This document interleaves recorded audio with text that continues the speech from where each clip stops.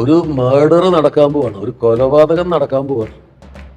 അത് നടക്കുമെന്ന് അറിഞ്ഞിട്ട് അതിനെ തടയാതെ അതിൻ്റെ വീഡിയോയ്ക്ക് വേണ്ടിയിട്ട്, ഫോട്ടോയ്ക്ക് വേണ്ടിയിട്ട് ഒരു പറ്റം മനുഷ്യരിങ്ങനെ കാത്തിരിക്കുക. അപ്പോൾ പെട്ടെന്ന് നമ്മുടെ വണ്ടി ഡ്രൈവർ ഒറ്റെടുക്കലെടുത്തു. ദേഷ്യം വന്നിട്ട് ഞാൻ ചീത്ത വിളിക്കാനൊക്കെ പോയി. നമ്മളുടെ നാട്ടുകാർ മാത്രമാണ് ഇങ്ങനെ ചെയ്ത് ഞാൻ കണ്ടിരിക്കുന്നത്. ബാക്കി ആൾക്കാരെല്ലാവരും ഹെൽപ്പ് ചെയ്യും. മലയാളികൾക്ക് എന്തൊക്കെ നമ്മൾ തമാശയ്ക്ക് കുറ്റമൊക്കെ പറഞ്ഞാലും മലയാളികൾക്കുള്ള ഏറ്റവും വലിയൊരു ഗുണം ഒരു അപകടഘട്ടത്തിൽ നമ്മളിറങ്ങി സഹായിക്കും. ഒരു ഇരയെ സ്പോട്ട് ചെയ്ത് കഴിഞ്ഞാൽ ഇരയിലേക്കുള്ള ഇതിൻ്റെ കുതിപ്പിന് 80 കിലോമീറ്റർ തൊട്ടിട്ട് 130 കിലോമീറ്റർ വരെ വേഗതയുണ്ട്.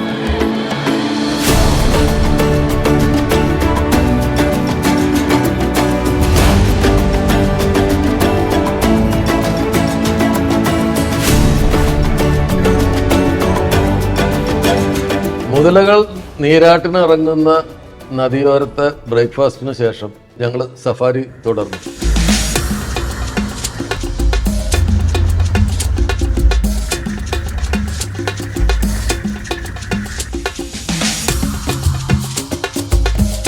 യാത്രയിൽ ആദ്യം ഞങ്ങളെ കാത്തു നിന്നത് കേപ്പ് ബഫലോ എന്ന് വിളിക്കപ്പെടുന്ന കാട്ടുപോത്താണ്. ആ കാട്ടുപോത്തിനും നമ്മളുടെ കാട്ടുപോത്തിനും തമ്മിൽ വ്യത്യാസമുണ്ട്. നമ്മുടെ കാട്ടുപോത്തിനാണ് കുറച്ചും കൂടി യുണീക്കായിട്ടുള്ളത്, കുറച്ചുകൂടി ഭംഗിയുള്ളത് എന്ന് ഞാൻ പറയും. കാരണം നമ്മുടെ കാട്ടുപോത്തിന് കൂനുണ്ട്, ഹഞ്ച് ബാക്ക് ഉണ്ട്, അതിൽ ഒരു ബ്രൗൺ കളറിലുള്ള രോമങ്ങളുണ്ട്, തലയിൽ നിറയെ മുടി പോലെ രോമമുണ്ട്, വിരിഞ്ഞ കൊമ്പൊക്കെ ഉണ്ട്. ഇതിന് ആ ലക്ഷണങ്ങളൊന്നുമില്ല. ഈ കൂനില്ല, തലയിലെ രോമങ്ങളില്ല. നമ്മളുടെ സാധാരണ പോത്തിൻ്റെ ഒരു വലിയ രൂപം. പക്ഷേ ഇവരുടെ സൈസ് ഭയങ്കര വലിയ സൈസാണ്. അതിന് ഒരു കാരണമുണ്ട്. നിറയെ തിങ്ങി വളരുന്ന പുല്ല് മേയാൻ ഇഷ്ടംപോലെ, പുല്ല് കുടിക്കാൻ ഇഷ്ടംപോലെ വെള്ളം, നല്ല അന്തരീക്ഷം, നല്ല കാലാവസ്ഥ, അങ്ങനെ തിന്ന് മതിച്ച് വാഴുന്ന കാട്ടുപോത്തുകളാണ്. 800ഓളം കിലോ ഭാരമുണ്ടാവും ഓരോന്നും. ഇപ്പം ഞങ്ങൾ കണ്ട 2 ഈ 800 കിലോളം ഭാരമുള്ള 2 കാട്ടുപോത്തുകളാണ്. ഒരു പോത്തിനെയൊക്കെ കിട്ടിക്കഴിഞ്ഞാൽ സിംഹത്തിനും അദ്ദേഹത്തിൻ്റെ ഭാര്യമാർക്കും കുട്ടികൾക്കും മൃഷ്ടാന്ന ഭോജനത്തിനുള്ള വകയാണ്. നമ്മളുടെ നാട്ടിലെ ബീഫ് പ്രേമികൾ കണ്ടു കഴിഞ്ഞാൽ വായിൽ വെള്ളം വരുന്നവർക്ക്. അത്രയും കൊഴുത്ത് മെഴുത്ത ആരോഗ്യമുള്ള കാട്ടുപോത്തുകളാണ്. ഒരു വളരെ പ്രശാന്തമായിട്ടുള്ള നിൽക്കുന്ന, പുല്ല് മേഞ്ഞുകൊണ്ട് നിൽക്കുന്ന സമയത്താണ് നമ്മൾ കാണുന്നത്. വണ്ടികൾ അവർക്ക് പരിചിതമാണ്, അതുകൊണ്ട് ഓടിപ്പോയൊന്നുമില്ല. അവിടെ ഇങ്ങനെ നിന്ന് ഇപ്പോൾ കുറേ നേരം ഞാൻ അവരുടെ വീഡിയോ ഒക്കെ എടുത്തു. വളരെ കൗതുകത്തോടു കൂടി നമ്മൾ തിരിഞ്ഞു നോക്കി. അതിലൊരാൾ കുറച്ച് നടക്കും, എന്നിട്ട് നിന്നിട്ട് വീണ്ടും ഇവരെന്താ പോവാത്തത്, ഇവരെന്താ ഈ കയ്യിലൊരു സാധനം വെച്ചിട്ട് ചെയ്യുന്നതെന്നുള്ള ഭാവത്തിൽ തന്നെ നോക്കി. അങ്ങനെ നമ്മുടെ കാട്ടുപോത്ത് ചേട്ടന്മാരുടെ അടുത്ത് നിന്ന് ഞങ്ങൾ വണ്ടി മൂവ് ചെയ്തു.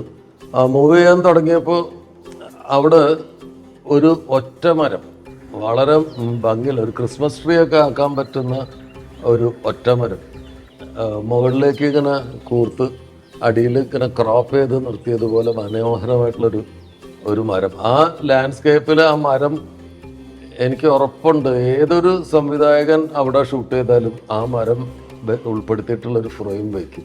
ഒരു സംവിധായകൻ്റെ അല്ലെങ്കിൽ സിനിമാറ്റോഗ്രാഫറെ കൊതിപ്പിക്കുന്ന ഒരു ഒറ്റ മരം. അപ്പോൾ ഈ സ്ഥലത്ത് മസായി മാറയുടെ മരങ്ങൾക്ക് ഒരു പ്രത്യേകതയുണ്ട്. മുൾച്ചെടികളാണ്, മുള്ളുള്ള ഒരു തരം മരമാണ് കൂടുതലും. ആ മരങ്ങൾക്കുള്ളൊരു പ്രത്യേകത എന്താണെന്ന് വെച്ച് കഴിഞ്ഞാൽ എല്ലാ മരങ്ങളും ക്രോപ്പ് ചെയ്ത പോലെ, അല്ലെങ്കിൽ ഒരു പ്രത്യേക ഹൈറ്റിൽ, ഒരു വിചിത്രമായ ഷേപ്പിലൊക്കെ ആണ് പല മരങ്ങളും നിൽക്കുന്നത്. അതിൻ്റെ കാരണക്കാരൻ, അതിൻ്റെ പുറകിൽ പ്രവർത്തിക്കുന്ന കുൽസിത ശക്തി നമ്മുടെ ജിറാഫ് ചേട്ടന്മാരാണ്. ജിറാഫുകൾക്ക് നല്ല ഹൈറ്റ് ഉണ്ടല്ലോ. അപ്പോൾ ഈ മരത്തിൻ്റെ അവർക്ക് കഴുത്തെത്തി തല എത്തുന്ന, വായ എത്തുന്ന അത്രയും ദൂരത്തിലുള്ള ഇലകളെല്ലാം കടിച്ചു തന്നിട്ട് ഈ മരങ്ങളെ ക്രോപ്പ് ചെയ്ത് നിർത്തിയിരിക്കുകയാണ്. അപ്പം എനിക്ക് തോന്നുന്നു ഈ മസായി മാറയിലെ എന്താ പറയേണ്ട ബാർബർമാരാണ് ഈ ജിറാഫുകൾ. അവരാണ് എല്ലാവരുടെയും മുടി വെട്ടി കൊടുക്കുന്നത്. ഈ ചെടികളുടെ എല്ലാം ഇലകളും കൊമ്പുകളും കടിച്ചു നിന്ന് അവരുടെ വിശപ്പും തീരും, മരം കാണാൻ നല്ല ഭംഗി ഉണ്ടാവുകയും ചെയ്യും. അപ്പോൾ കുറച്ച് നേരം ആ മരത്തിൻ്റെ ഭംഗി നോക്കി നിൽക്കുകയും അതിൻ്റെ കുറച്ച് ഫോട്ടോസും വീഡിയോസും ഒക്കെ എടുത്തിട്ട് ഞങ്ങൾ അടുത്ത സ്ഥലത്തേക്ക് മൂവ് ചെയ്തു.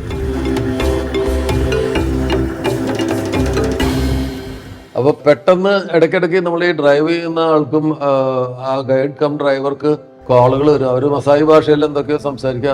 എന്തോ ഒരു കോള് വന്നിട്ട് വണ്ടി പെട്ടെന്ന് എടുത്തപ്പോൾ ഞാൻ എങ്ങോട്ടാ പോണെന്ന് ചോദിക്കുമ്പോൾ ഹെർമിസ് പറഞ്ഞു എവിടെയോ ചീറ്റനെ സ്പോട്ട് ചെയ്തിട്ടുണ്ട്, ചീറ്റ ഹണ്ടിങ് സ്പോട്ട് ചെയ്തിട്ടുണ്ട്.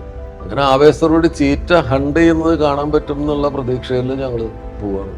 അങ്ങനെ ഒരു കുന്നിൻ ചെരുവിലേക്ക് എത്തുമ്പോൾ നൂറുകണക്കിന് ഞങ്ങൾ പോകുന്നത് പോലെയുള്ള നൂറുകണക്കിന് ജീപ്പുകൾ ഇങ്ങനെ കിടക്കുകയാണ്, നൂറുകണക്കിന് ലാൻഡ് ക്രൂയിസേഴ്സ് ഇങ്ങനെ നൂറുകണക്കിന് എണ്ണം കിടക്കുകയാണ്. അപ്പം ഞാൻ വണ്ടി കൊണ്ടുവന്നൊരു സ്ഥലത്ത് നിർത്തുമ്പോൾ പ്രത്യേകിച്ച് കാണാനുള്ള തോപ്പി എന്ന് പറയുന്ന മാനുകൾ, തൊപ്പി മാനുകളുടെ പ്രത്യേകത എന്ന് പറഞ്ഞു കഴിഞ്ഞാൽ പെട്ടെന്ന് കണ്ട നമ്മുടെ മറയൂരൊക്കെ ഉള്ള മലയാടിൻ്റെ ഒരു ചായയുണ്ട്, മലയാടുകളുടെ ചായയുണ്ട്. ഇങ്ങനെ വലിയ കൊമ്പും മാനിൻ്റെ മുഖമുണ്ട്, കൊമ്പ് വലിയ കൊമ്പാണ്. ആടിൻ്റെ പോലെയുള്ള ആ മലയാടിൻ്റെത് പോലെയുള്ള ഒരു അപ്പിയറൻസ് ആണ് ഈ ടോപ്പി മാനുകൾ, ടോപ്പി ഡിയർ എന്നാണ് അവരതിനെ പറയുന്നത്. അപ്പോൾ ഈ ടോപ്പി മാനുകളുടെ ഒരു വലിയ കൂട്ടം എന്ന് പറഞ്ഞു കഴിഞ്ഞാൽ എനിക്ക് തോന്നുന്നു അവർ പല ചെറിയ കൂട്ടങ്ങളായിട്ട് നടക്കുന്നതാണ് ഞാൻ സാധാരണ കണ്ടിട്ടുള്ളത്. പക്ഷെ ഇത് ഒരു 1000-800-1000 തോപ്പിമാനുകൾ ഒരുമിച്ച് നിൽക്കുകയാണ്. അതിൻ്റെ അർത്ഥം അവിടെ എവിടെയോ ചീറ്റയുണ്ട്, ചീറ്റയുടെ ഒരു പ്രസൻസ് ഫീൽ ചെയ്ത് എല്ലാം കൂടി ഒരുമിച്ച് നിൽക്കുകയാണ്. അപ്പോൾ അതിൽ വിചിത്രമായ ഒരു കാഴ്ച എന്ന് വെച്ചാൽ ഈ തോപ്പിമാനുകളുടെ കൂട്ടത്തിൻ്റെ പുറത്ത് ഒറ്റയ്ക്ക് ഒരു തോംസൺ ഗസൽ മാൻ, നമ്മൾ നേരത്തെ പറഞ്ഞിട്ടുണ്ട് ചെറിയ മാനാണ്, ഈ തോപ്പിമാനുകളെ കമ്പയർ ചെയ്യുമ്പോൾ ചെറുതാണ്. വയറ്റിൽ വെള്ളയും കറുപ്പും തവിട്ട് നിറത്തിലുള്ള ശരീരവും വയറ്റിൽ മനോഹരമായ കറുപ്പും വെളുപ്പും വര, ഓരോ വര വീതം 2 സൈഡിലും. അത് 2 ബ്രഷിൽ, ചെറിയ ബ്രഷിൽ കറുപ്പും വെളുപ്പും പെയിന്റ് ഒരുമിച്ച് മുക്കിയിട്ട് ഒരു വര 2 സൈഡിലും വരച്ചാൽ എങ്ങനെയുണ്ടാവും. ഈ തോംസൺ ഗസലിൽ 1-2 എണ്ണം വിട്ടുമാറി നിൽക്കുന്നുണ്ട്. അപ്പം എനിക്ക് തോന്നി മിക്കവാറും ചീറ്റയുടെ ഇരയാവാൻ പോകുന്നത് ഈ പാവം തോംസൺ ഗസലായിരിക്കും. പൊട്ടന്മാർക്ക് ഇതിൻ്റെ ഉള്ളിലേക്ക്, ഗ്രൂപ്പിനുള്ളിലേക്ക് കയറാൻ പറ്റില്ല, കയറുന്നില്ല. കാരണം ഈ ടോപ്പി മാനുകൾ വേറെയാണ്, ആ ഗ്രൂപ്പിലേക്ക് ഇവരെ കയറ്റില്ല.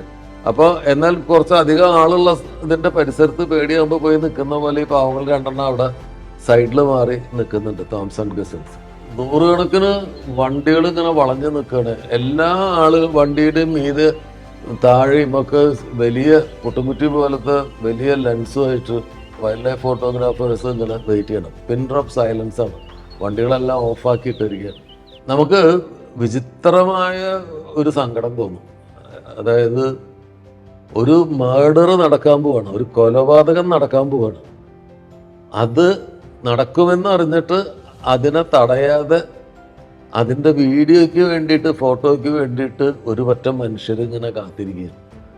അപ്പം ആ 10,000 മാനുകളിൽ ഏതിനാണ് നറുക്ക് വീഴുക എന്നറിയാതെ, എപ്പോഴാണിത് സംഭവിക്കുക എന്നറിയാതെ അക്ഷമരായിട്ട് ക്യാമറയുമായിട്ട് കാത്തിരിക്കുകയാണ് ആൾക്കാർ. ഞാൻ ഈ മാൻകൂട്ടത്തിൻ്റെയൊക്കെ വീഡിയോ എടുത്തു, വീഡിയോ ഷൂട്ട് ചെയ്തു. പിന്നെ എന്താ വെച്ചാൽ ഈ സ്റ്റിൽ ഫോട്ടോഗ്രാഫേഴ്സിന് വേണ്ടിയിട്ട് ആംഗിൾസ് സെറ്റ് ചെയ്യാൻ വേണ്ടിയിട്ട് ഇവർ വിചാരിക്കാത്ത നേരത്ത് ഇങ്ങനെ വണ്ടി എടുത്ത് പോകുന്നത്, അത് കുറച്ചൊന്നല്ല എന്നെ ഇറിറ്റേറ്റ് ചെയ്തുകൊണ്ടിരുന്നത്. പക്ഷെ നമുക്കൊന്നും പറയാൻ പറ്റില്ല, കാരണം അവരുടെ കയ്യിലുള്ള വില കൂടിയ ക്യാമറയും ലെൻസും ഉള്ളത്, അവർക്ക് സ്റ്റിൽസ് മതി, എനിക്ക് വീഡിയോ ആണ് വേണ്ടത്. അപ്പോൾ അവരെ കാത്തിരിക്കുക, അല്ലെങ്കിൽ ഈ സാഹചര്യത്തോട് ക്ഷമയോടുകൂടി സഹകരിക്കുക എന്നല്ലാതെ വേറെ മാർഗമില്ല. അങ്ങനെ കുറേ നേരം ഈ മാനുകളുടെ വീഡിയോ എടുത്തുകൊണ്ടിരുന്നപ്പോൾ ഞാൻ വിളിച്ചു വെറുതെ ഫുട്ടേജ് ഇങ്ങനെ പോയിക്കൊണ്ടിരിക്കണം. അപ്പോൾ ഈ വണ്ടികളിൽ ക്യാമറ ആയിട്ടിരിക്കുന്ന ആളുകളുടെ ഇങ്ങനെ ഷോട്ട് എടുത്തുകൊണ്ടിരിക്കുന്ന സമയത്ത് ഈ ഫോട്ടോഗ്രാഫേഴ്സിൻ്റെ ഇടയിൽ ഒരു അലേർട്ട് ആവുന്ന പോലെ തോന്നിയപ്പോൾ ഞാൻ ഉടനെ മാനുകളിലേക്ക് വരുമ്പോൾ ഈ മാൻകൂട്ടം എന്തിനെയോ കണ്ട് പേടിച്ചിട്ട് ഇങ്ങനെ വട്ടത്തിൽ ഇങ്ങനെ ചുറ്റി ഓടിക്കൊണ്ടിരിക്കുക. അതൊരു കാഴ്ചയാണ്. ഒരു 10,000 മാനുകൾ ഇങ്ങനെ കൂട്ടമായിട്ട് ഇങ്ങനെ വട്ടത്തിൽ കിടന്ന് ഇങ്ങനെ ഓടിക്കൊണ്ടിരിക്കുന്നു. അങ്ങനെ ഞാൻ ഇവരെന്തിനെ കണ്ടിട്ടാണ് പേടിച്ച് ഓടുന്നതെന്ന് നോക്കാൻ വേണ്ടിയിട്ട് ഇങ്ങനെ വെറുതെ വലതുവശത്തേക്ക് ഇങ്ങനെ പാൻ ചെയ്തപ്പോൾ അവിടെ ഉണ്ടാ നമ്മുടെ ചീറ്റ നിൽക്കും. ചീറ്റപ്പുലിനെ ആദ്യമായിട്ട് ഞാൻ ആ തവണ നേരിട്ട് കാണുന്നത്. ഈ കണ്ണിന്ന് ചീറ്റപ്പുലിയെ തിരിച്ചറിയുന്ന തന്നെ ചീറ്റനെ കണ്ടാൽ തന്നെ നമുക്കറിയാം അതിൻ്റെ ഇതൊരു എയറോഡൈനാമിക് ബോഡിയാണ് ഓടാൻ നിൽക്കുന്നത്. നമ്മുടെ ജാഗ്വർ കാറിൻ്റെ മുമ്പിൽ ഈ പുലിയുടെ ഒരു ചെറിയ എംബ്ലം, അതുപോലെ അതേ ആ ഷേപ്പിലാണ് ഈ ചീറ്റ. പിന്നെ മുഖം കണ്ടാൽ തിരിച്ചറിയുന്നത് കണ്ണിൻ്റെ താഴേക്ക് കണ്ണുനീര് പോലെ 2 കറുത്ത ചാലുകളുണ്ടാവും ഈ ചീറ്റയ്ക്ക് മണിക്കൂറിൽ 80-നും 130-നും ഇടയ്ക്ക് കിലോമീറ്റർ വേഗത്തിൽ ഓടാൻ കഴിയും. ഞാൻ പറഞ്ഞതനുസരിച്ചാൽ ഞാൻ വിചാരിക്കുന്നത് അതിങ്ങനെ 1 മണിക്കൂർ തുടർച്ചയായിട്ട് 130 കിലോമീറ്റർ സ്പീഡിൽ ഓടുന്നുള്ളതല്ല, ഇരയിലേക്കുള്ള അതിൻ്റെ കുതിപ്പിന്. ഒരു ഇരയെ സ്പോട്ട് ചെയ്ത് കഴിഞ്ഞാൽ പതുങ്ങിയിരുന്ന് സേഫായിട്ടുള്ളൊരു സമയത്ത് ഇരയിലേക്കുള്ള ഇതിൻ്റെ കുതിപ്പിന് 80 കിലോമീറ്റർ തൊട്ടിട്ട് 130 കിലോമീറ്റർ വരെ വേഗതയുണ്ടാവും. അപ്പോൾ ആ സ്പീഡിൽ വരുന്ന ചീറ്റയിൽ നിന്ന് ഇരയ്ക്ക് ഒരു കാരണവശാലും രക്ഷപ്പെടാൻ പറ്റില്ല. ജിറാഫുകൾ ഓടും, പക്ഷെ ജിറാഫുകൾക്ക് 30-35 കിലോമീറ്റർ വേഗതയുള്ളൂ മണിക്കൂറിൽ. അപ്പോൾ ഒരു ജിറാഫിനെ ഒരു ചീറ്റ പിടിക്കണം എന്ന് വിചാരിച്ചാൽ അതിന് വളരെ സിമ്പിളാണ്. കാരണം ജിറാഫ് ചീറ്റയുടെ പ്രസൻസ് മനസ്സിലാക്കി 35 കിലോമീറ്റർ സ്പീഡിൽ ഓടുമ്പോൾ ചീറ്റ 130 കിലോമീറ്റർ സ്പീഡിൽ വന്നിട്ടാണ് പിടിക്കുക. അപ്പോൾ അതാണ് ചീറ്റ. അപ്പോൾ ആ ചീറ്റ ഇത്തിരി ഒരു തളർച്ചയുണ്ട്, കാരണം അവന് ഓരോ ഓട്ടം കഴിഞ്ഞിട്ട് നിൽക്കുകയാണ്. അവൻ്റെ ഇരയെ കിട്ടിയതായിട്ട് കണ്ടില്ല. അപ്പോൾ പെട്ടെന്ന് നമ്മുടെ വണ്ടി ഡ്രൈവർ ഒറ്റെടുക്കലെടുത്തു. ദേഷ്യം വന്നിട്ട് ഞാൻ ചീത്ത വിളിക്കാനൊക്കെ പോയി, പക്ഷെ വണ്ടി എടുത്തു. അപ്പം വണ്ടി അതിൻ്റെ കാരണം നോക്കുമ്പോൾ എന്താണെന്ന് വെച്ച് കഴിഞ്ഞാൽ 2 സീറ്റ് ഉണ്ടായിരുന്നു, 2 ചീറ്റപ്പുലികളുണ്ടായിരുന്നു. അതിൽ ഒരെണ്ണത്തിനാണ് നമ്മൾ കണ്ടത്. ആ മാൻകൂട്ടം ഓടിയപ്പോൾ ഒരു മാനിനെ മറ്റേ ചീറ്റ പിടിച്ചിട്ടുണ്ട്. 2 ചീറ്റയുണ്ട്. അപ്പോൾ മറ്റവൻ പിടിച്ചിട്ട് എവിടേക്കോ മാറിയിട്ടുണ്ട്. അപ്പോൾ ഇനി ഇവൻ ഇര പിടിക്കില്ല, കാരണം അവർക്ക് 2 പേർക്കും ഉള്ളത് കിട്ടിക്കഴിഞ്ഞിട്ടുണ്ട്. ഇവൻ ഈ വണ്ടികളെ കണ്ടിട്ട് ഒന്ന് അന്താളിച്ച് നിൽക്കുകയാണ്. മറ്റവൻ ഇവനെ വെയിറ്റ് ചെയ്യുമെന്നുള്ള വിശ്വാസമുണ്ട്. മനുഷ്യരല്ലല്ലോ, ഒരു സാധനം കിട്ടിക്കഴിഞ്ഞാൽ പിന്നെ കൂട്ടുകാരന് കൊടുക്കാണ്ട് ഓടിപ്പോവാൻ മനുഷ്യരല്ലല്ലോ. ചീറ്റകൾക്കും മൃഗങ്ങൾക്കൊക്കെ അവരുടേതായിട്ടുള്ള ചില മര്യാദകൾ ശീലങ്ങളുണ്ട്, അത് മാറില്ല. അങ്ങനെ ഈ ഡ്രൈവർ വണ്ടി എടുത്ത് പോയത് എന്താ വെച്ചാൽ ആ ചീറ്റയെ അത് ഇര പിടിച്ചു കഴിഞ്ഞു, പിന്നെ അതിന് തിന്നുന്നത് കാണാൻ പറ്റും എന്ന് വിചാരിച്ചിട്ടാണ് വണ്ടി എടുത്തു വിടുന്ന പോയത്. പക്ഷെ ഞങ്ങൾക്ക് നിർഭാഗ്യവശാൽ ആ ചീറ്റയെ കാണാൻ പറ്റിയില്ല.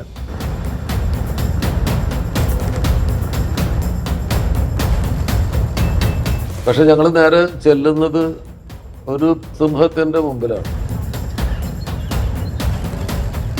അവിടെ ഇതുപോലെ ഇവിടെ നിന്ന് വന്ന വണ്ടികൾ ഇങ്ങനെ വന്ന് പാർക്ക് ചെയ്തിട്ടുണ്ട്.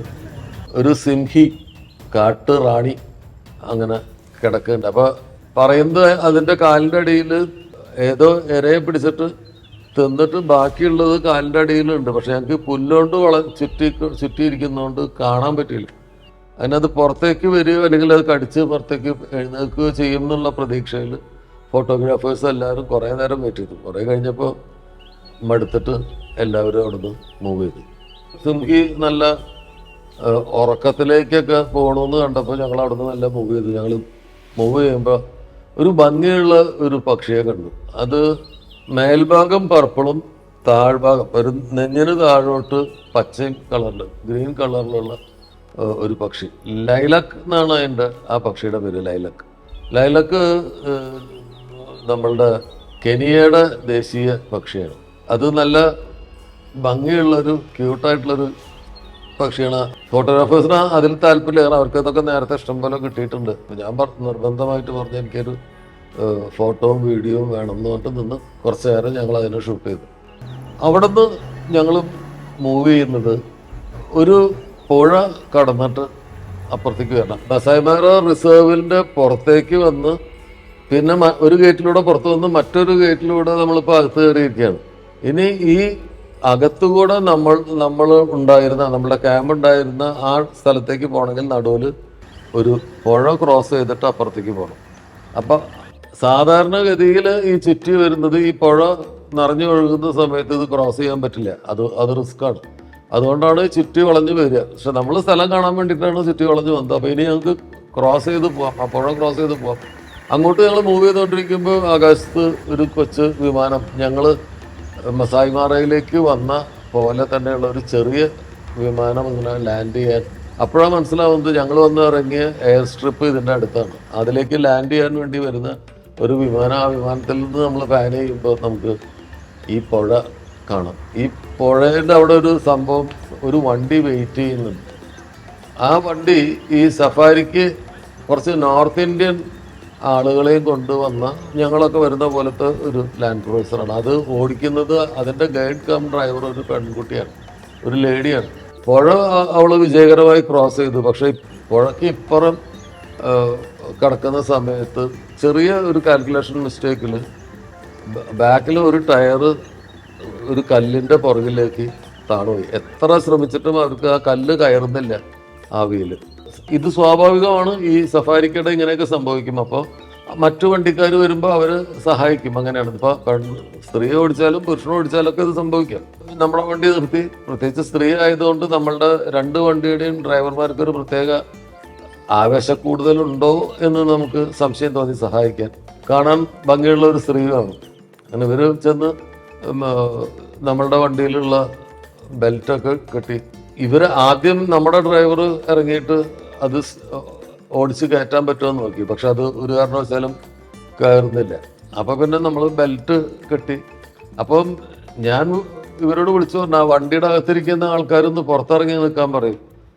അപ്പോൾ വണ്ടിയുടെ വെയിറ്റ് പറയുമ്പോൾ കുറച്ച് സഹായമാവും. ബോംബെയിൽ നിന്നുള്ള നോർത്ത് ഇന്ത്യൻസാണ്. നമ്മൾ ഈ റേസിസം പറയാൻ പാടില്ല, പക്ഷെ ചില കാര്യങ്ങളിൽ പലപ്പോഴും നമ്മൾ കാണുന്ന ഒരു സെൽഫിഷ്നെസ് ചിലപ്പോൾ നമുക്ക് തോന്നും. ഭയങ്കര സെൽഫിഷാണോ ഇവരെന്ന് നമുക്ക് തോന്നും. അതിൻ്റെ ഉള്ളിൽ നിന്ന് ഒരാൾ, ചെറുപ്പക്കാരൊക്കെ ഉണ്ട്, ഒരാൾ പുറത്തിറങ്ങാൻ കൂട്ടാക്കിയില്ല. അവരതിൻ്റെ ഉള്ളിൽ തന്നെ ഞങ്ങൾ ഇറങ്ങില്ല എന്നുണ്ട്. ആദ്യം ആ സ്ത്രീ മാത്രമുള്ളപ്പോൾ അവർ പുറത്തിറങ്ങാത്തത് പുറത്ത് മൃഗങ്ങളൊക്കെ ഉണ്ടാവാം, അറ്റാക്ക് ചെയ്യും എന്നൊക്കെയുള്ള പേടി കൊണ്ടാണെന്ന് വിചാരിക്കാം. പക്ഷെ ഞങ്ങളുടെ രണ്ട് വണ്ടി വന്നു, ഞങ്ങളുടെ വണ്ടിയിലുള്ള ആൾക്കാരെല്ലാവരും ഇറങ്ങി. നമ്മളുടെ വണ്ടിയിലുള്ള എല്ലാവരും ഈ വണ്ടി ബെൽറ്റ് കെട്ടുന്നു, ഈ വണ്ടി പുറകിൽ നിന്ന് തള്ളിക്കൊടുക്കുന്നു. അപ്പോഴും ഇതിൻ്റെ ഉള്ളിൽ ഈ പോത്ത് പോലെയുള്ള ചെറുപ്പക്കാർ അതിനുള്ളിൽ അനങ്ങാതിരിക്കുക. അപ്പം ഞാൻ അവരോട് പറഞ്ഞു, നിങ്ങൾ ഇത്രയും പേര് നിങ്ങളെ ഹെൽപ്പ് ചെയ്യും, ഞങ്ങൾ നിങ്ങളുടെ കൂലിക്കാരൊന്നുമല്ല, നിങ്ങളെ ഹെൽപ്പ് ചെയ്യണം. നിങ്ങൾ ഇന്ത്യക്കാരായതുകൊണ്ടുമല്ല, ഞങ്ങൾ ഇന്ത്യക്കാരും നിങ്ങൾ ഇന്ത്യക്കാരായതുകൊണ്ടൊന്നുമല്ല. ഒരു മനുഷ്യൻ മറ്റൊരു മനുഷ്യനെ സഹായിക്കേണ്ടതുണ്ട് എന്നുള്ളതുകൊണ്ടാണ്. അപ്പോൾ ഞങ്ങൾ സഹായിക്കുമ്പോൾ ഞങ്ങൾ മണ്ടന്മാരും നിങ്ങൾ രാജാപാർട്ട് കെട്ടിയിട്ട് അതിൻ്റെ ഉള്ളിൽ അനങ്ങാതിരിക്കുകയാണ്. ഇറ്റ് ഈസ് വെരി ബാഡ് എന്നാണ്. അപ്പോൾ അതിലത്തെ ചെറുപ്പക്കാർ 4-5 പേര് പുറത്തിറങ്ങി. ഞങ്ങൾ തള്ളുന്നു, ഇവർ നോക്കി നിൽക്കുന്നു. വണ്ടിയിൽ നിന്നിറങ്ങി അവർ നോക്കി നിന്ന്, നമ്മളെല്ലാവരും തള്ളുന്നു. പിന്നെ അതിൽ നിന്ന് 1-2 പേര് പിന്നെ ഈ കഠിന ശ്രമം കണ്ടിട്ട് എവിടെയോ അവർക്ക് ലജ്ജയുടെ ഒരു അംശം വന്നപ്പോൾ 2 പേര് ഇതിൽ കയറി തള്ളി. അങ്ങനെ വണ്ടി പോവുക. അപ്പോൾ ഇറങ്ങുകയും നിൽക്കുകയും തള്ളാൻ സഹായിക്കാതിരിക്കുകയും ചെയ്യാതെ ഇരുന്ന ഒരുത്തൻ ഓടി വന്നിട്ട് എന്നോട് പറയാം, നിങ്ങളെടുത്ത ആ വീഡിയോയുടെ ഒരു കോപ്പി എനിക്ക് വേണം, ഒന്ന് എയർ ഡ്രോപ്പ് ചെയ്യാൻ വന്നു. എൻ്റെ വായിൽ നല്ല തെറിയാണ് വന്നത്. ഞാൻ പിന്നെ വിചാരിച്ച് ഇന്ത്യക്കാരെ അവർ പറയിപ്പിക്കും, നമ്മളും കൂടി പറയിപ്പിക്കരുത് എന്ന് വിചാരിച്ച് ഞാൻ അയാൾക്ക് അത് എയർ ഡ്രോപ്പ് ചെയ്ത് കൊടുത്തു. നമ്മളുടെ നാട്ടുകാർ മാത്രമാണ് ഇങ്ങനെ ചെയ്ത് ഞാൻ കണ്ടിരിക്കുന്നത്. ബാക്കി ആൾക്കാരെല്ലാവരും ഹെൽപ്പ് ചെയ്യും. മലയാളികൾക്ക് എന്തൊക്കെ നമ്മൾ തമാശയ്ക്ക് കുറ്റമൊക്കെ പറഞ്ഞാലും മലയാളികൾക്കുള്ള ഏറ്റവും വലിയൊരു ഗുണം, ഒരു അപകടഘട്ടത്തിൽ നമ്മളിറങ്ങി സഹായിക്കും. നമുക്ക് നോക്കിയിരിക്കാൻ പറ്റില്ല, നമ്മളെ ഇറങ്ങി ഇടപെടും, പ്രതികരിക്കുന്നു. അത് മലയാളികളോടുള്ള നമ്മളുടെ ഒരു മതിപ്പ് കൂട്ടാൻ ഇടയാക്കിയ ഒരു സംഭവമായിരുന്നു. അവിടുന്ന് ഞങ്ങളുടെ വണ്ടി, ആദ്യത്തെ വണ്ടി ഇറങ്ങി, അത് പുഴ കടന്നുപോയി.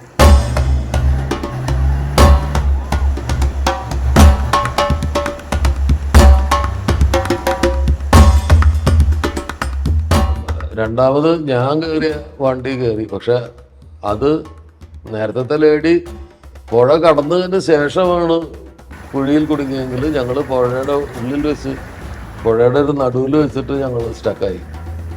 പക്ഷെ ഞങ്ങളുടെ ഡ്രൈവർ നല്ല എക്സ്പേർട്ട് ആയതുകൊണ്ട് അദ്ദേഹം വണ്ടി മുന്നോട്ടും പുറകോട്ടും ഒക്കെ ഓടിച്ച് അവസാനം പുറത്ത് കടന്നു.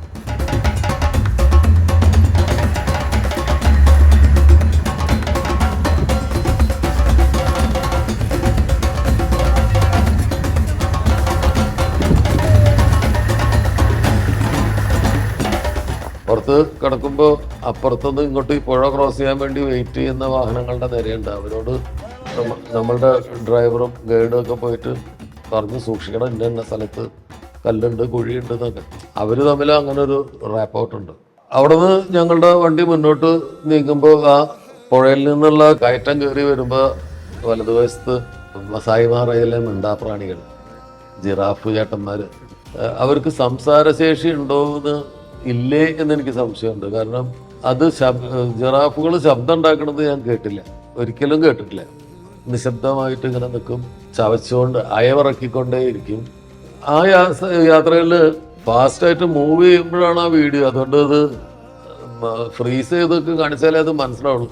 ജിറാഫ് വെള്ളം കുടിക്കുന്നത് കണ്ട് എനിക്ക് എപ്പോഴും അത്ഭുതം ഉണ്ടായിരുന്ന, കൗതുകം ഉണ്ടായിരുന്ന ഒരു കാര്യമാണ് ഈ ജിറാഫ് എങ്ങനെയാണ് വെള്ളം കുടിക്കുക. കാരണം ഇത്രയും ഹൈറ്റിലാണ് തല ഇരിക്കുന്നത്, വെള്ളം താഴെ ആയിരിക്കുമല്ലോ.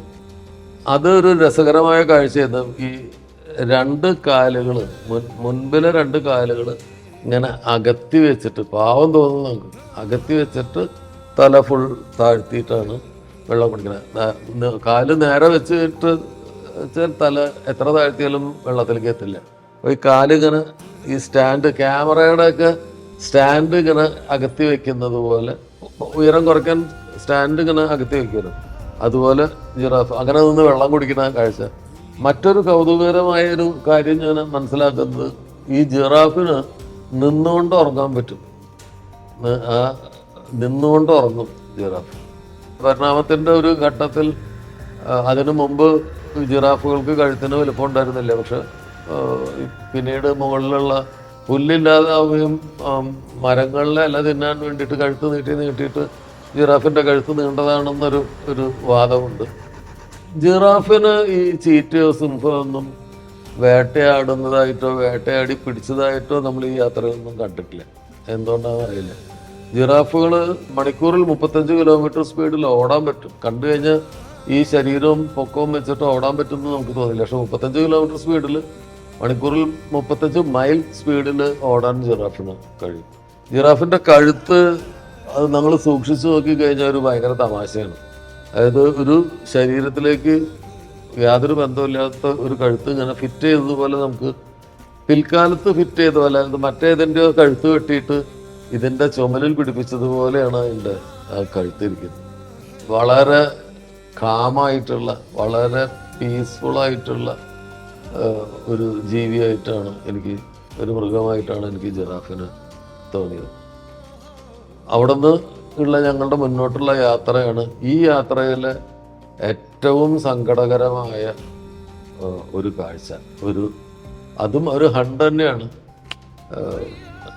വേട്ടയാടുക എന്നുള്ളത് പ്രകൃതിയുടെ നിയമമാണ്. അവർക്ക് ജീവിക്കാൻ വേട്ടയാടി ഭക്ഷണം കഴിച്ചേ പറ്റൂ. പക്ഷെ നമ്മൾ കാണണമെന്ന് ഒരിക്കലും ആഗ്രഹിക്കാത്ത ഒരു കാഴ്ച, അതിൻ്റെ ലൈവ് വീഡിയോ നമുക്ക് എടുക്കാൻ പറ്റി. അതടുത്ത എപ്പിസോഡിൽ.